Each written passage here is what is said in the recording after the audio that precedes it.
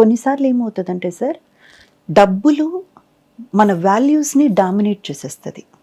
అలాగే మనకు దొరికేటువంటి కంఫర్ట్స్ ఉన్నాయి చూసారా, కంఫర్ట్స్ కానివ్వండి, ఒకరు మనకిచ్చేటువంటి సోషల్ మెరిట్స్ ఉన్నాయి చూడండి, సోషల్లీ మనకిచ్చేటువంటి గౌరవాలు, అవి నిజమైన గౌరవాలు కాదు. మనం ఈరోజు ఈ స్టేటస్లో ఈ స్థాయిలో ఉన్నాం కాబట్టి మన చుట్టూ తిరుగుతుంటారు చూసారండి, అది మనం నమ్మి మోసపోకూడదు. అలాంటి మెరిట్స్కి, అలాంటి విషయాలకి మనం లొంగిపోయామనుకోండి, ఏదో ఒక పాయింట్లో మనం కాంప్రమైజ్ అయిపోతాం. అది ఆడవాళ్ళైతే ఒక రకంగా, మగవాళ్ళైతే వేరే రకంగా. అది మీరు చాలా గట్టి సంకల్పం తీసుకోవాలి సార్. లేదు, ఎంత డబ్బులు ఇచ్చినా సరే, ఎంత గొప్పగా మన కెరియర్ మలుపు తిరుగుతుంది అన్నా కూడా సరే, నేను ఈ పని చెయ్యను, నేను ఇలాగే ఉంటాను, దీనికి నాకు ఏదొస్తే నేను దాన్ని యాక్సెప్ట్ చేసుకుంటాను. నాకు 10 రూపాయలు రావాల్సిన చోట 1 రూపాయే వస్తుందా, పర్లేదు. చాలా నంబర్ 1 పొజిషన్లో ఉన్న ఒక కొంతమందితో నేను పని చేయలేను, ఒక సెకండ్ లైన్ లేదా థర్డ్ లైన్, లేదా ఆ లెవెల్కి వెళ్ళినా కూడా సెకండ్ హీరోయిన్గా, లేదా ఒక కొంచెం నా టాలెంట్కి నాకున్నటువంటి ఒకదానికి తగిన క్యారెక్టర్గా లేకుండా చిన్నదే దొరికిందా, పర్వాలేదు, చాలు, వేరే దారి లేదు. నేనేదో ఒక్కదానికే నేను ఫిక్స్ అవ్వాలి కదా సార్. సో మన మారల్ వాల్యూస్కి ఓపెన్గా చెప్పాలంటే, మారలీ మనం కరెక్ట్గా ఉండాలి, ఎథిక్స్తో ఉండాలి అని మనం డిసైడ్ అయితే, ఎస్, కొన్ని విషయాలు మనకు జరగవు, కొన్ని విషయాలు మనకు దొరకదు, దానికి మనం ఫిక్స్ అయిపోవాలి. బాధపడడానికి అక్కడ చోటు లేదు సార్. లేదు, నాకు అదే కావాలి, నేను అక్కడ రీచ్ అవ్వాలి, లేదా ఆ విషయం నాకు దొరికితే బాగుంటుంది, నా కెరియర్లో కానీ లేదా నా లైఫ్లో కానీ నేను వేరే లెవెల్కి నేను వెళ్ళగలను అని మీకు అనిపిస్తుంది, మీరు చెయ్యాలనుకుంటున్నారా, దెన్ యూ ఫిక్స్, దానికి ఫిక్స్ అయిపోండి. ఏదో ఒక్కదానికే కదా, మళ్ళీ దాని మీద రిగ్రెట్స్ ఉండకూడదు. రిగ్రెట్స్ ఉండకూడదు, ఇలా జరగడానికి కూడా రిగ్రెట్స్ ఉండకూడదు. సో పర్సనల్గా మీరు ఏదైతే డిసైడ్ అయ్యి, నా లైఫ్ని నేను ఇలా తీసుకెళ్తాను, నాకు ఇది చాలు, ఉన్న దాంట్లో నేను తృప్తిగా నేను బ్రతకగలను, ఉన్న దాంట్లో నేను హ్యాపీగా ఉండగలను అని మీకు అనిపించింది అనుకోండి సార్, అసలు పట్టించుకోకండి సార్. ఈ డబ్బులు అనేది కానీ, మీకు సోషియలీ ఒక నంబర్ 1లో ఉన్నారు, ట్రెండింగ్లో ఉన్నారు, మీరు ఇప్పుడు మామూలు కాదు, అది కాదు, ఇది కాదని మీ చుట్టూ 100 మంది తిరగడాలు, మీరు అలా చూస్తే 10 మంది, ఇలా చూస్తే 10 మంది రావడాలు, ఇవేవి కూడా నిజం కాదు సార్. అవన్నీ మాయ. ఆ పర్టికులర్ సందర్భం వరకే, ఆ సమయం వరకే వాళ్ళందరూ కాకుల్లాగా ఎగిరిపోతారు.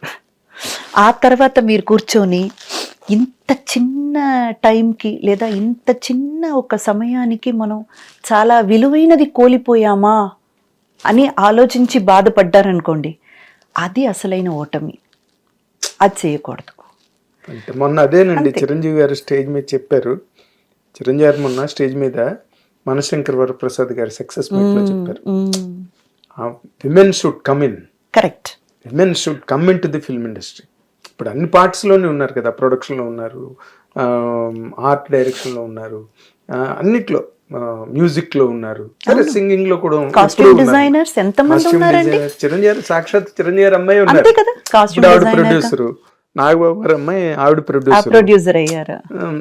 అశ్విని దత్ గారి అమ్మాయిలు అసలు భీకరమైన ప్రొడ్యూసర్, పెద్ద పెద్ద హిట్లు ప్రపంచంలో తీశారు. అంతే. అండ్ కోడి రామకృష్ణ గారి అమ్మాయిలు, ఆవిడ శ్యామ్ ప్రసాద్ రెడ్డి గారి అమ్మాయి, అంతే. అవును, దీప్తి గారు, ఎంత మంది ఉన్నారు. అంటే చిరంజీవి గారు మొన్న చెప్పారు, మీరు దేనికి లొంగకండి, అంతే, నిలబడండి. అలాగా దేనికి మీరు కాంప్రమైజ్ అవ్వాల్సిన అవసరం లే. మీ బట్టే మీరు అద్దంలో ఎలా చూసుకుంటారో సినిమా ఇండస్ట్రీ కూడా అలాగే కనిపిస్తుంది. కరెక్ట్, కరెక్ట్ అని చెప్తే దాన్ని అనుకోండి. అంతేకాదు, ఇప్పుడు మన ఇండస్ట్రీయే కాదు సార్, ఇన్ జనరల్ గానీ ఒక విషయం ఏంటంటే, ఇప్పుడు ఒక ఆడది ఏదో అనివార్య కారణాలు, ఇది అది అని మనం చెప్పుకోనక్కర్లా, ఏదో ఒక్క విషయానికి లొంగిపోయింది అనుకోండి, మన నిప్పు కంటే ఫాస్ట్గా అది స్ప్రెడ్ అవుతుంది. ఆవిడ ఎలాంటి సందర్భంలో ఎందుకు అలా చేయాల్సి వచ్చింది ఏంటి అవన్నీ ఏం వెనక చూడరు సార్. ఆవిడికి ఇంకా ముద్ర వేసేస్తారు, పడిపోతుంది. అవును. దీనివల్ల పడేటువంటి అవమానాలు ఉన్నాయి చూసారా, దీన్ని ప్రతిష్ట ఎదుర్కోవాల్సిన విషయాలు క్యాల్కులేట్ చేసి చూస్తే నిజంగా అసలు ఇది మనకు అవసరమా అని అనిపిస్తుంది అందరికీ కూడా. సో ఆయన చెప్పింది 100% కరెక్ట్ సార్. దేనికి మీరు లొంగిపోవాల్సిన అవసరం లేదు. మీరు లొంగిపోయి తెచ్చుకునే ఏది కూడా మీకు శాశ్వతంగా ఉండదు. అది ఆ సమయం వరకే. పర్టికులర్ థింగ్ వచ్చేసి ఇంకొక చోట ఇంకొకరి నోట వేరేలా స్ప్రెడ్ అవుతుంది. మీరు ఏ కారణం వల్ల అది చేశారన్నది బయటికి రాదు. మీ మీద చాలా చాలా బ్యాడ్గా ఒక ముద్ర పడిపోతుంది. అది ఎప్పటికీ మీరు తొడవలేరు. So I personally feel sir, నీకంటూ ఉన్నది నీ టాలెంట్తో వస్తేనే నీ దగ్గర ఉంటుంది, పర్మనెంట్గా నీ దగ్గరే ఉంటుంది. పర్మనెంట్ అది. నువ్వు ఏదో ఒక విషయాని కోసం ఇది వస్తుందని అది వస్తుందని లేదు ఇలా ఉంటేనే ఇది జరుగుతుందని చాలా మంది చెప్తారు సార్ మన ఇండస్ట్రీలో. అదే చెప్తున్నాను కదా, అస్సలు అది నిజం కాదు. మీరు ఇలా ఉంటేనే ఇండస్ట్రీలో సక్సెస్ అవ్వగలరు, ఇదే అందరూ చెప్పే ఫస్ట్ మాట. అది అస్సలు నిజం కాదు సార్, అది నిజం కాదు. ఎందుకు ఉండాలి? అప్పుడు మగాడు ఎలా సక్సెస్ అవుతున్నాడు నాకు చెప్పండి. మగాడు ఎలా సక్సెస్ అవుతున్నాడు? ఇప్పుడు ఒక విషయం ఉంది సార్, దాని మీద చర్చ జరుగుతుంది. ఆడది ఇలాగ ఉంటేనే ఇండస్ట్రీలో సర్వైవ్ అవ్వగలదు అనేసి. అప్పుడు మగాడు ఎలా సక్సెస్ అవుతున్నాడు?